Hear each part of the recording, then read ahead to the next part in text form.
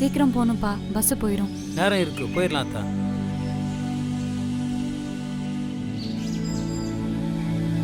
நம்ம தேனோட ஃப்ரெண்டு பூ கல்யாணத்துக்கு போயிட்டு வராத்தா. கல்யாணத்துக்கு போயிட்டு 2 பேரும் பத்திரமா வந்து சேருங்க. சரியாத்தா. வரேன் பாட்டி. நாம இன்னைக்கு சொந்தமா நிலம் வாங்கி சந்தோஷமா இருக்கோம்னா அதுக்கு தாட்கோக்கும் தமிழ்நாடு அரசுக்கும் தான்ப்பா நன்றி சொல்லணும்.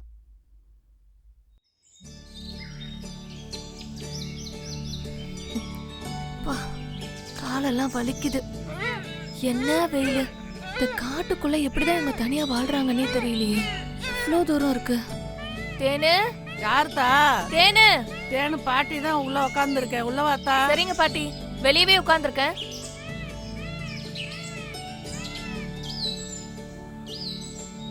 வணக்கம்ப்பா, எப்படி இருக்கீங்க? நல்லா எப்படி இருக்கு. இருக்க? என்னத்தா இவ்வளவு தூரம் மலையேறி வந்திருக்கேன்? எனக்கு கல்யாணம்ப்பா, அதான் பத்திரிக்கை கொடுத்துட்டு போலான்னு வந்தேன்ப்பா.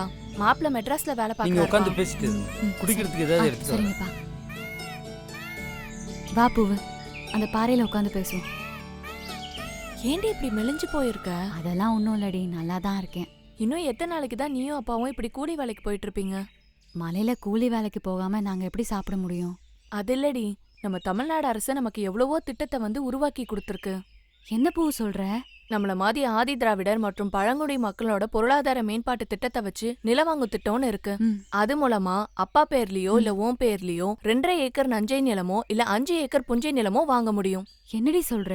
2.5 ஏக்கர் நஞ்ச 5 ஏக்கர் புஞ்சை நிலமா?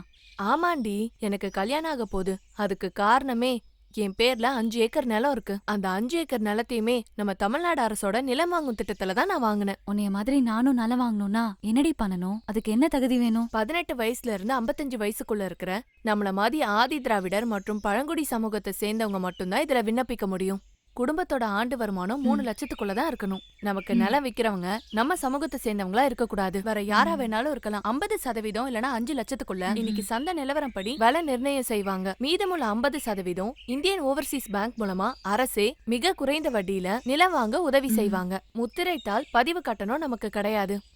இந்த திட்டத்துல நிலம் வாங்கினா 10 வருஷத்துக்கு இதை விற்கவே கூடாது. இதுதாண்டி தகுதி. நிலம் வாங்க எனக்கும் உதவி பண்ணடி. இந்த திட்டத்தை பயன்படுத்தி நீயும் ஒரு 5 ஏக்கர் நிலம் வாங்குடி. நான் உனக்கு எல்லா ஏற்பாடும் பண்ணி தரேன்.